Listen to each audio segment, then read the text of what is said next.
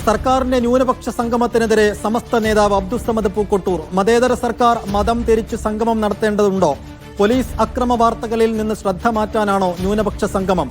സർക്കാരിന്റെ ഉദ്ദേശശുദ്ധി വ്യക്തമായ ശേഷം കൂടുതൽ പ്രതികരിക്കാമെന്നും അബ്ദുസ്സമദ് പൂക്കോട്ടൂർ. ന്യൂനപക്ഷ സംഗമം വിളിച്ച് ഗവൺമെന്റ് എന്താണ് പറയാൻ പോകുന്നത് എന്ന ആശങ്കയോടെയാണ് നമ്മൾ കാണുന്നത്.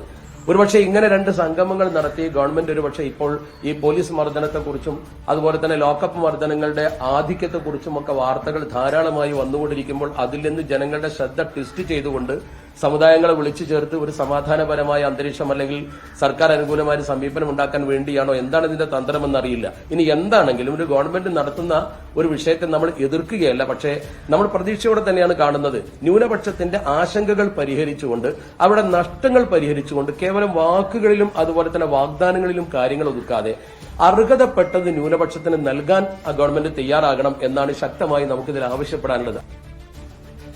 യൂനുസ് അഹമ്മദ് മലപ്പുറത്തുനിന്ന് വിശദാംശങ്ങൾ നൽകും. യൂനുസ്, ഈ ന്യൂനപക്ഷ സംഗമത്തിന്റെ രൂപത്തെക്കുറിച്ചോ സ്വഭാവത്തെക്കുറിച്ചോ പൂർണ്ണമായ വിശദാംശങ്ങൾ ഇതുവരെ സർക്കാർ വെളിപ്പെടുത്തിയിട്ടില്ല. എങ്കിൽ കൂടിയും പ്രാഥമികമായി സംഗമത്തെ എങ്ങനെയാണ് സമസ്ത കാണുന്നത്?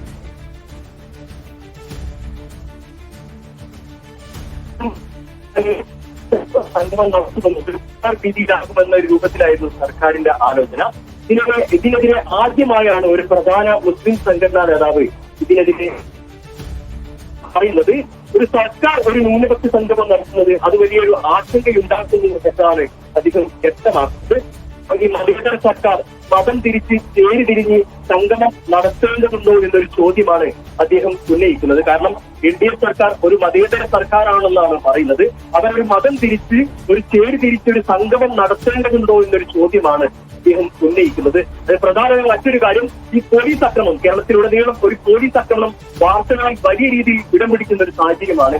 ഈ സാഹചര്യത്തിൽ നിന്ന് ജനങ്ങളെ ശ്രദ്ധ മാറ്റാനാണോ ഈ ഒരു ന്യൂനപക്ഷ സംഗമം എന്നുള്ള ഒരു ആരോപണവും ഈ ഒരു കാര്യവും ഈ അബ്ദുസ്സമദ് പൂക്കോട്ടൂർ ഉന്നയിക്കുന്നുണ്ട്. അതോടൊപ്പം മുസ്ലിം സമുദായത്തിന് കഴിഞ്ഞ കുറേ വർഷങ്ങളായി മുസ്ലിം സമുദായത്തിന് വലിയ നഷ്ടങ്ങൾ ഉണ്ടായിട്ടുണ്ട്.